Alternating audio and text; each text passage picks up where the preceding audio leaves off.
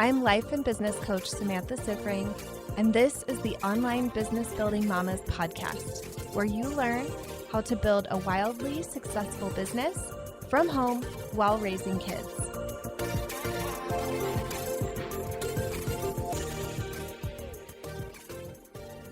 Welcome to another episode of the Badass Mother podcast.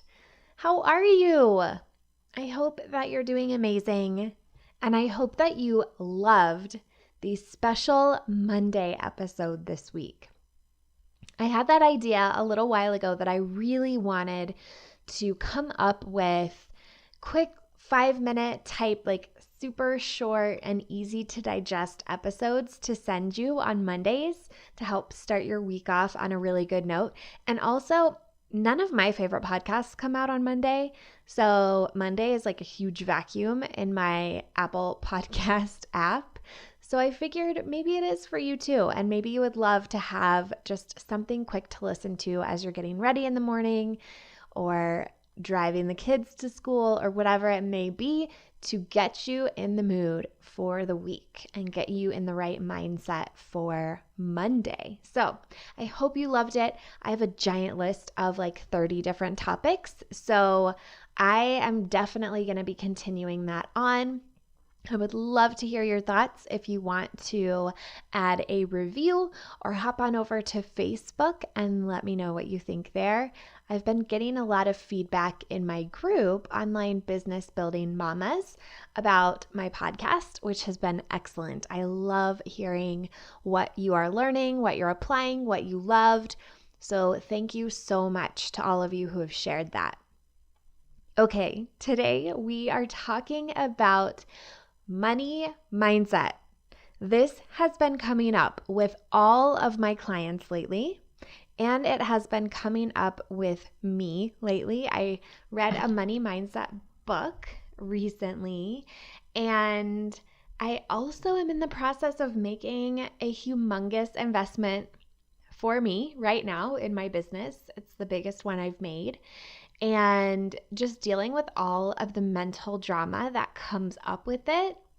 I have hired coaches before. This is just a bigger investment. And I feel like I'm going through everything that my clients go through when they decide to sign on with me. And I've been there before, but I haven't made like a new coaching decision in a little while. And it is just so interesting to see all the parallels and all the thoughts that come up for me and all the fears. I am feeling really at peace and amazing about it today because I'm decided. I already committed. But before I committed, like the last day or two before I had to commit, when it was coming up and I knew I had to make the decision, I felt physically ill. Like I felt like I was going to throw up. I was literally having heart palpitations. Like I felt terrible. And luckily, I knew that I was really just freaking myself out. But I could imagine, like, if I had never been through something like that before, if I didn't really know what to expect or how our brains are really, really committed to keeping us stuck where we are, I might have thought, well, this is an obvious no. Like, I'm having a physical reaction. When really, I was having a physical reaction to my fear and all of my fearful thoughts, and the fact that my brain knows this is going to take me to another level as a person and in my business. And ultimately, my brain would really just love for me to sit on the couch and watch Netflix all day and like eat chips and ice cream. My brain does not really want me building an empire and, doing all of the things that I'm doing, putting myself out there, building this at a big level. It really is like, why don't we just stay safe and keep doing what we already know? So I went through that process of having to deal with that, and I'm sure it's not the end of it. Our brains are always throwing new creative ways to keep us stuck out in our path. But I just wanted to share that, share how intense it was for me to make that decision and how I still decided to go forward because I knew from the part of me that knows how to achieve my goals. So if you kind of think that there's like two parts of our brain, there's the one that's trying to keep us safe. It's trying to get us on the couch. It's trying to keep us in the cave, basically. Not doing the unknown, not risking anything, just staying safe, even if we don't really like where we currently are. It's like, this is known, stay here. So we have that one part of our brain. And then we have the other part that's like, you have these big goals and these big dreams, and these risky leaps of faith are the way to get there. Let's do it. And these two parts of our brain sometimes tangle with each other, and that's what was happening. So I wanted to share it in case you are there, in case you have felt that same feeling. And I'll tell you, I felt that with my very first investments in my business, which were not big. Like, I felt that when I got the $50 LLC from the state of Colorado. I felt that when I spent $12 to buy my domain. Those first investments that I was making in my business felt just as scary, just as huge. Now, when I renew those things for the same price, I'm like, no brainer. This is super easy. No second thoughts at all about it. And now it's more about, whoa, I'm doing these really big investments to invest in growing my brain and my skills and who I am personally, and really stretching myself to the next level. And that's terrifying. I was basically like, okay, so I'm spending all this money to feel really, really bad. Because sometimes that's how coaching feels. We're challenged. We're out of our comfort zone. It's really, really uncomfortable. But ultimately, it's in service to our long-term goals. And that's what I kept coming back to. I have long-term goals and I want to reach them. And I have no doubt that this is the way to do it.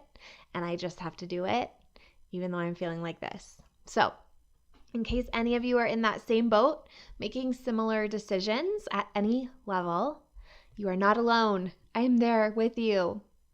So let's dive into money mindset. Today we are talking about transforming your money mindset. And I think that probably everything here is something that you may have heard somewhere else. I do have kind of a unique way of breaking out how we interact with money.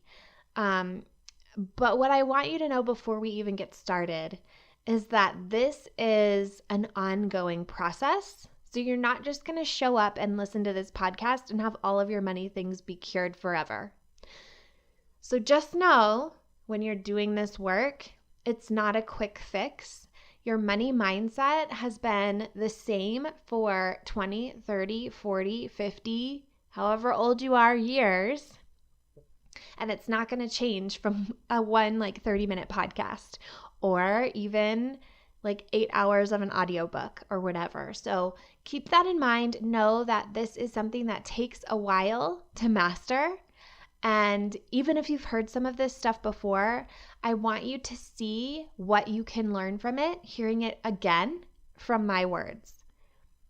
Because you can always learn new things from the same information. This is something that has amazed me for my whole life, that you can go back to the same book or the same CD or movie or whatever it is, go through it again, and new things pop out to you each time. So take that as your challenge listening to this. Even if you've heard some of these things before, think about what can you take from this and start to give yourself a transformation and start to have some shifts, even if it's something that you've heard before. Okay. Let's talk about why this is important. Why is your money mindset so important? 2 reasons. The way that you think about and interact with money can sabotage you from making more money, or it can cause you to continue to create situations where you don't have enough money, even if you make a lot of money.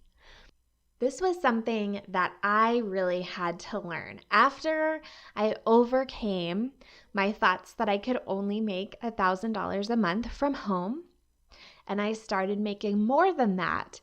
I created situations for myself where I didn't have enough money, even though I was making 1,000, 2,000, 3,000, 5,000, 7,000.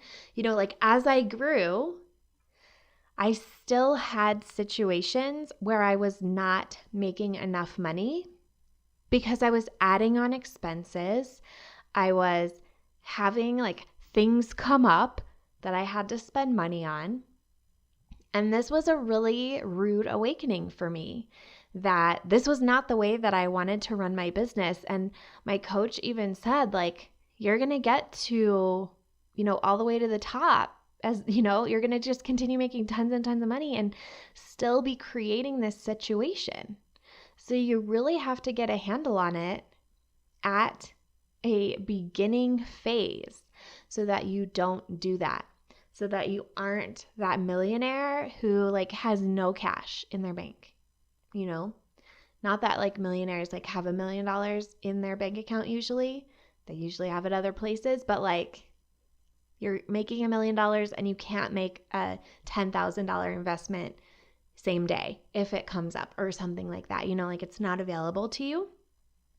And I didn't want that for myself. I didn't want to always have money stress. And I kind of had this idea money stress was going to go away. Eventually I could out earn money stress.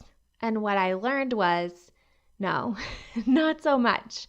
There's just new money stress at each level, and you really have to learn how to handle it soon, quickly at the beginning, so that it doesn't follow you and be something that's tripping you up later on.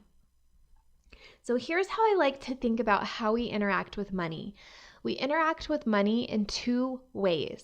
One is the physical. The actions that you take, the reality in your bank account, the strategies with money. The other is in your mind. It's with your thinking, it's with your feeling, it's with the energy that you have and you bring to what you are doing. Most money experts that I see are talking about one or the other primarily, but I think that they both deeply, deeply matter. And you really need both pieces together to nail your money mindset. Let's talk about that physical side first. There's a couple things here. First, you absolutely must know your cash flow. What's coming in, what's going out. Money does not mysteriously leave you or avoid you or sneak out of your bank account in the middle of the night when you aren't looking. You truly need to know what is going on. And sometimes that starts with just not being afraid to look. So if you're like me, then you tend to be afraid to look. This is how I was in college. And the Shopaholic series of books really spoke to me at this time of my life.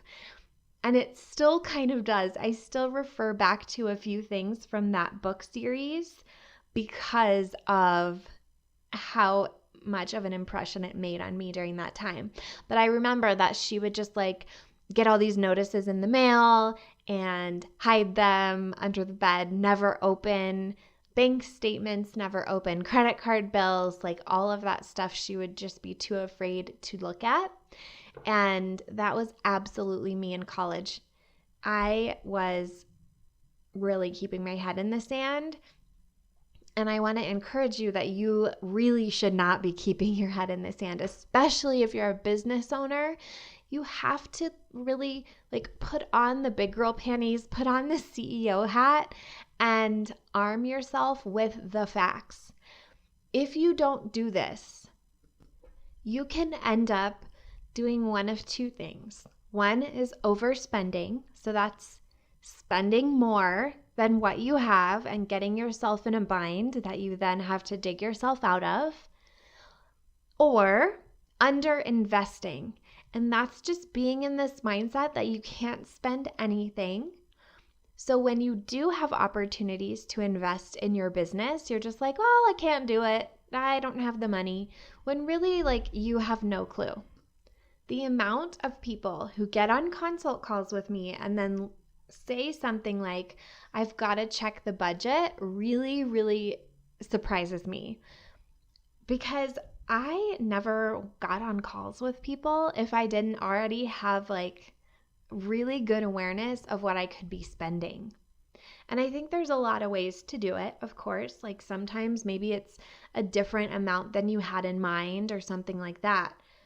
But just like having no clue at all of your financial reality when you get on a call with somebody is shocking. And it's not how a serious business owner runs their business.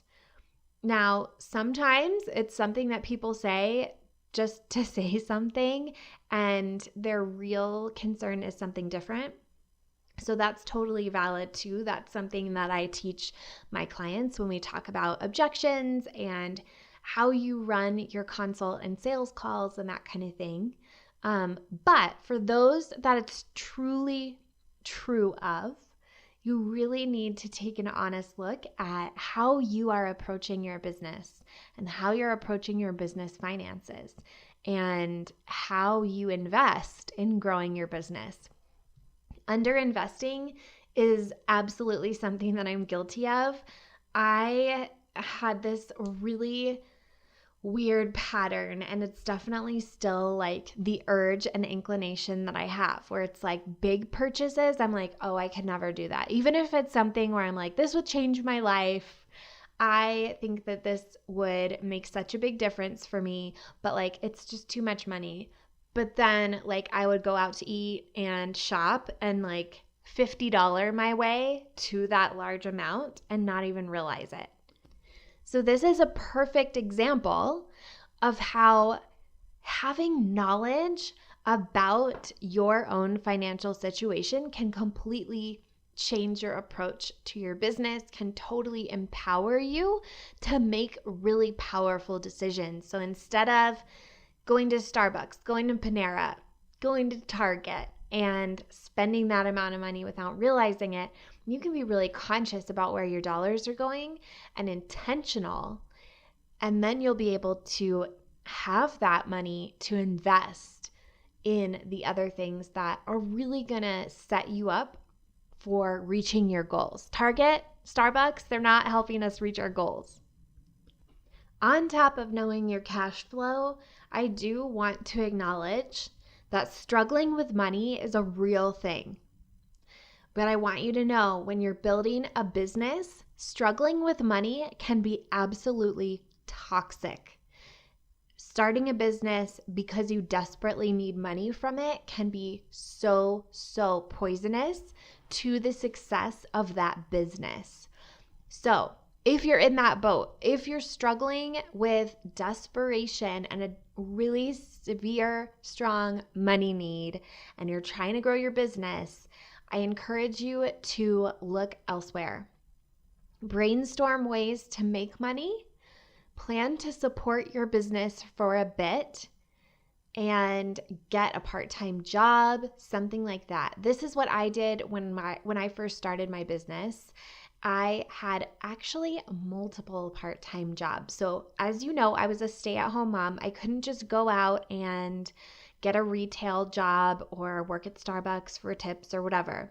I had to figure out something from home.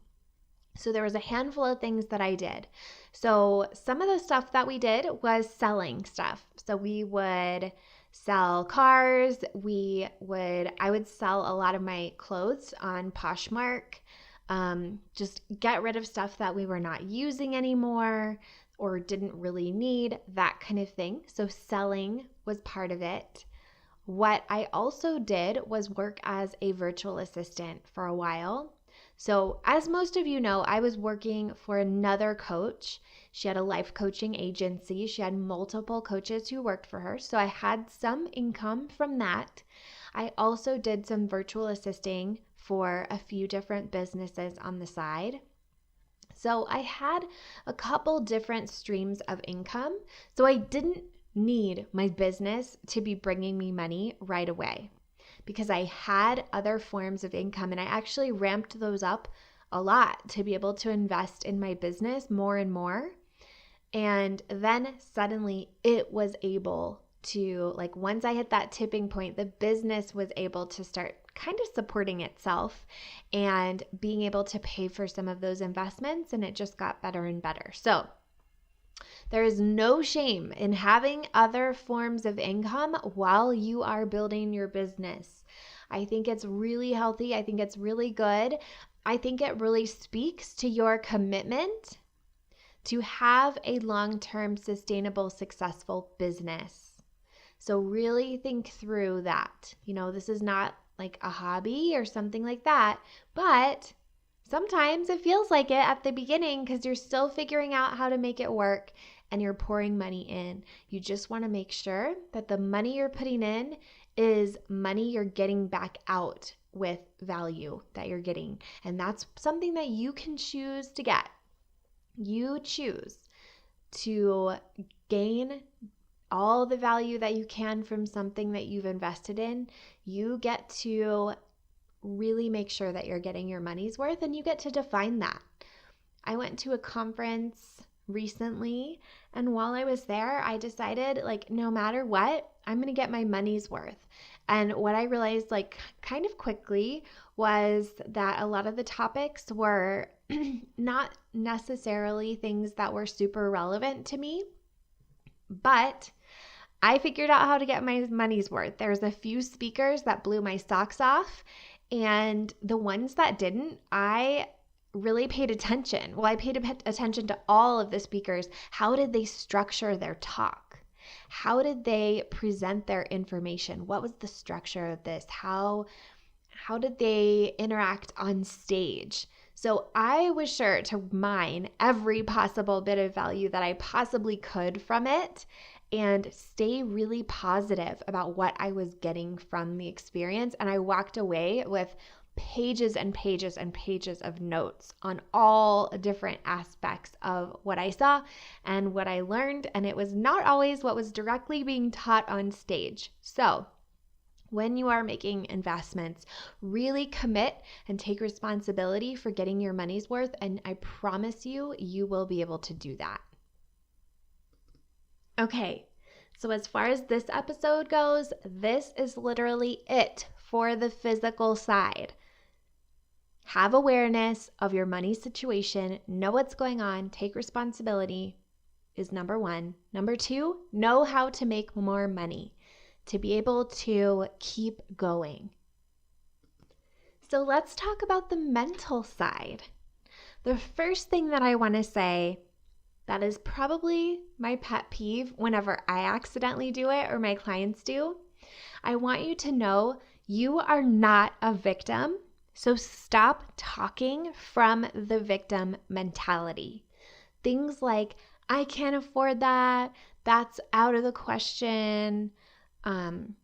Basically looking to other people to take care of it. So not even taking responsibility for your money, just being like, my husband does it. My husband won't let me. If that, I have had that before on consults and I'm like, oh no. I totally agree with having joint decision-making around money, especially if you're a stay-at-home mom and he earns the money and, you have that kind of relationship of we are going to have joint conversations. But my husband says blah, blah, blah, my husband won't let me, makes me crazy. I think maybe it's the feminist in me or whatever, but I'm like, oh no. So I want to see you empowering yourself because I think that the way that you talk and think about money deeply, deeply, deeply matters. So when you have this stance of money is something that happens to me or it's someone else's domain, you have no power when it comes to money. And it comes from your own mind. So you have the power to give yourself that power back with money. So I'm going to talk a little bit about how to do that. You need to pay attention to the energy of your thoughts about money. A good way to do this is to journal about every thought that you have around money and just get all of those out. So maybe it's like, I can't afford stuff, there's never enough, my husband's in charge of that, whatever it is, like get all of that stuff out. And it may be some positive stuff too. Like maybe it's like, I can make as much as I want. Like who knows? You may have positive stuff in there. I think that we all probably have positive and negative thoughts about money. Once you get all of them down, write the feeling that it creates in your body next to it. So when you write each one down, like next to that, you're going to just take a moment, get curious, what's going on in my body when I think this, and write that feeling down. As I'm talking about the energy of your thoughts, some of you may be like, ooh, what's that? I definitely used to be that way. So if that's you, you don't have to feel weird about it. I get it. But I do think that if you really think about it, you can understand what this is.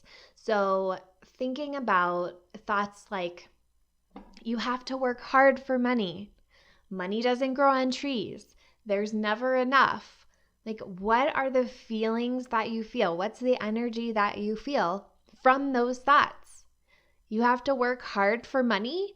Feels kind of exhausting, right? Like you're thinking about hard work. You're like, maybe it's not really worth it. Maybe I don't really need any money anyway.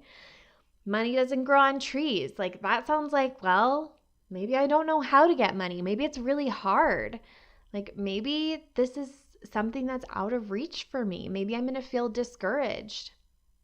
There's never enough. Like I can't imagine anything more discouraging than telling yourself there's never enough money.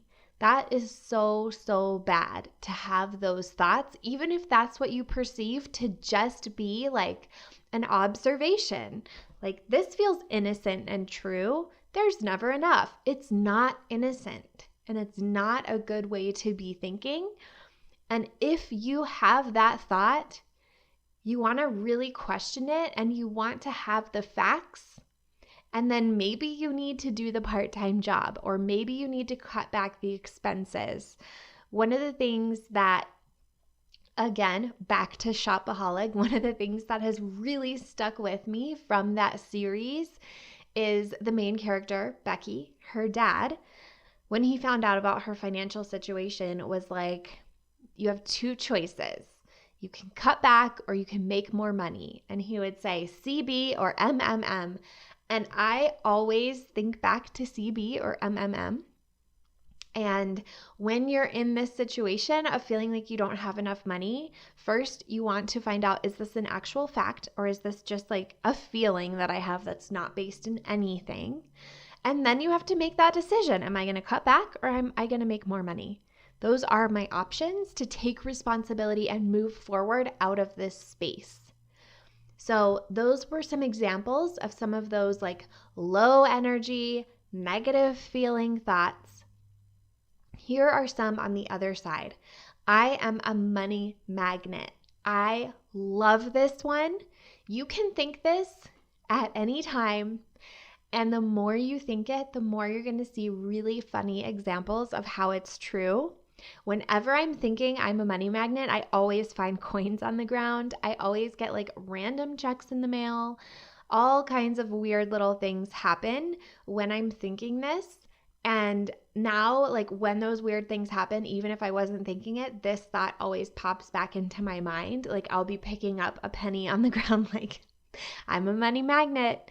And I know that may not be like the money that you want to receive, one penny on the ground. But I think having that thought puts you in such a different space, right? Like think about the feeling you feel when you're like, I'm a money magnet. You're like, oh my gosh, I'm feeling abundant. I'm feeling magnetic.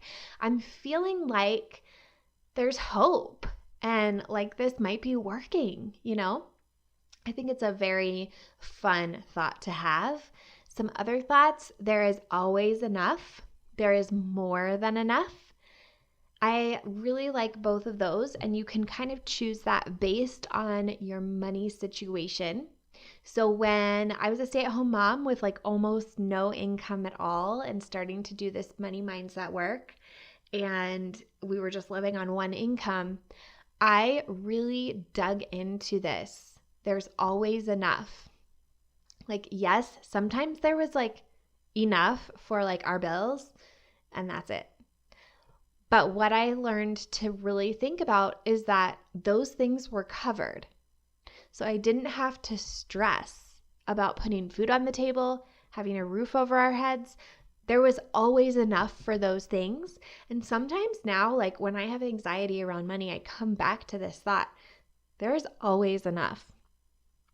I think it's a really, really powerful thought, even if you have very tight finances, to really claim that. It's such a higher vibe type feeling than there's never enough or whatever else, or finances are tight or whatever it is. There's always enough. I also like there's always more than enough. So this is where I am right now. This is a thought that I come back to now. Like, we always have more than enough for like our needs and a lot of our wants.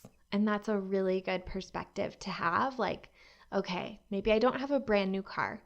Maybe we aren't going on a big vacation this summer, like last summer, or, like a previous year, or like a friend is. But there's always more than enough. Another thing along those same lines that I really love, I'm choosing not to buy that right now. So that's really the true thought for me around the car and the vacation. I'm choosing not to buy that right now because guess what? I'm buying other stuff. I'm doing Invisalign, and I just did this massive business investment. Those are my priorities right now, and they are not sexy, and they are not exciting, and they don't look good on Instagram. But they are the things that are my priorities. They are what I have chosen to buy right now. I didn't choose to buy the car that I really wanted right now. I chose to keep driving the one I've had for 5 years. That is 15 years old. And that is totally okay. So I just want to encourage you. I'm choosing not to buy that right now can be so empowering to you. So really claim that thought. Stop saying I can't afford that, because we are able to scrounge up money for a lot of crazy things that we want. Trust me. Like, really think about it. Think about like when you have basically moved mountains to pay for something that you really wanted, whether it was like, we got to figure out how to get food on the table, or like, we've got to make this preschool payment, or whatever it was. Like, drop this I can't afford that story and really hold tightly to, I'm choosing not to buy that right now. That's not a priority for me right now. And really then think through what you are creating and what you are noticing when you are having those thoughts. I find when I'm thinking the more positive thoughts, I create more money, and I also notice more opportunities in my life because I'm actually open to them. Instead of telling the universe and everything else like, there's never enough, I have to work really hard, like that really closes you off to really interesting opportunities to have money just come to you randomly. Because sometimes you don't have to work hard for it. I know that that's not a popular narrative with a lot of us. It's not the way that we were raised. But I mean, I technically, I guess, work hard in my business. I focus on it. But guess what? It doesn't feel like hard work ever. It's fun. Like, really, if you think about it, I get paid to talk to people and like post on social media and talk into a microphone and put it out into the world, Like, is that hard work? I'm not building a railroad or something over here, So really shift your thinking about some of these things and notice how differently you feel and how differently you look at things, because that really, truly matters. Another thing about the mental side, you need to look at your past. You might be aware of your money blocks, but you need to go back through memories that you have about money and forgive yourself, forgive other people, and recognize where those patterns and blocks and thoughts came from. Because there's usually specific events that they came from. I know that I went through this process of watching my dad be an entrepreneur and going through highs and lows. Like I remember times where we were like at the Four Seasons in the Bahamas, and then other times where there wasn't enough money to give me my allowance for months. It was really this like feast and famine cycle that I grew up watching, and it was something that was really ingrained in me, that this is what life had to look like. And I could then see it with myself, that like when I would make more money, I would spend more money, and then I would not have enough money. And that is a bad feeling, instead of really taking control of my own finances. So look at your past, see what memories you have around money. Every single one of my clients who has done this has been surprised at what they came up with. And every single one of them, and me, really resisted sitting down and doing it. So I really encourage you to care enough about yourself to sit down and do this. For more on this exercise, check out Denise Duffield-Thomas's book, Get Rich Lucky Bitch. Me and all of my clients have been reading this, and it is really a great book on money mindset.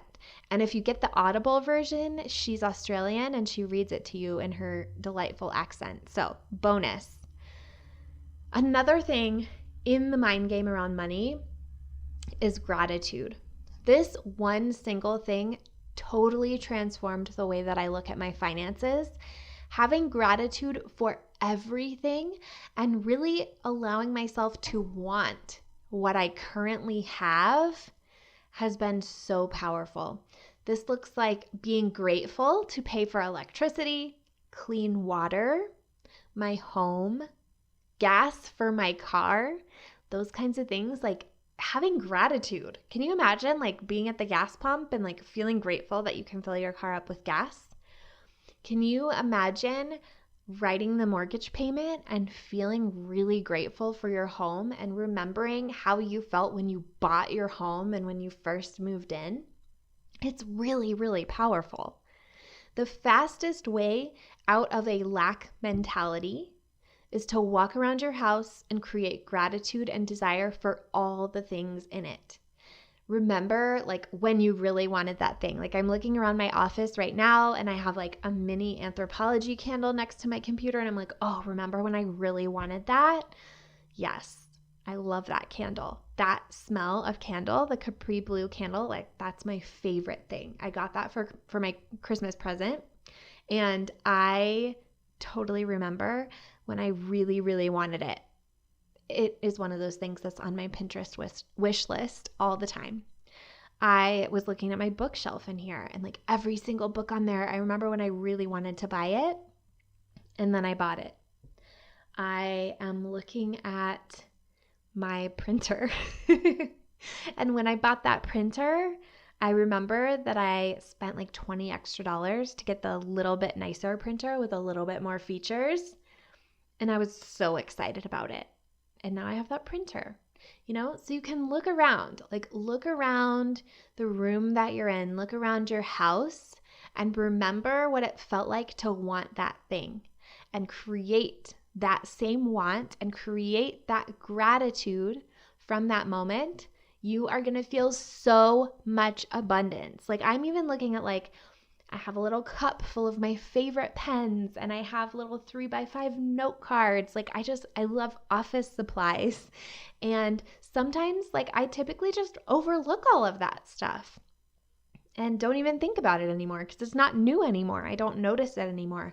But you can put those new eyes back on and notice all of those things. And I promise you're going to be astounded by the level of abundance around you. It might make you want to be a little bit more of a minimalist. Last point about the mindset, you get to define your own luxury. So the really amazing thing about feeling abundant is that this is something that you can feel in your own mind. Are you saving gift cards, nice candles, Sephora samples, the last 2 pumps of a really expensive face cream, whatever it is? Use those things. Let yourself feel pampered and special and luxurious right now for no other reason than treating yourself and letting yourself feel that level of luxury and abundance. Use your stuff. Use your best stuff. Use your nice stuff. Eat off your china. I've been using our china and our silver more and more, and it feels so good to pull that out and use it instead of having it for a special occasion. So I encourage you to do that. You have this stuff all around your house. Use it and feel amazing using it. This is just scratching the surface of money mindset work, because truly, it's so much more than just one podcast or one book can give you. Money mindset work is something I work on with all of my clients, and this is ongoing work, not something that you just magically cure with one coaching session or whatever. It also takes action. Sitting around thinking about money mindset can actually become a way that you avoid doing something. So watch out for that. Be on to yourself. I want you today to think about what one step are you going to take to get into action today to work on this. And if you want to take this work deeper, I want to invite you onto a free call with me to explore what's holding you back and how you can move forward and achieve your goals. Whether you decide to work with me further or not on this call, you're going to walk away with a ton of clarity on your next steps and what has been limiting you so far. If that interests you, I would love to talk more and meet you. To sign up, go to bit.ly/callsamantha, bit.ly/callsamantha, all lowercase. All right, everyone. I hope to be chatting with some of you very soon. I hope you have an amazing rest of your week. If you like this podcast, I want to invite you to coach with me over in my program, Mama to CEO. There's you, and there's the consistent income you want to make in your business, and I help you remove everything standing in between. It's lifetime access for mastering your marketing, sales, time, and everything else you need to have the business and life you really want. Whether it's making your first 1,000 or 100,000, I can help you do it. To join, go to mamatoceo.com, mamatoceo.com.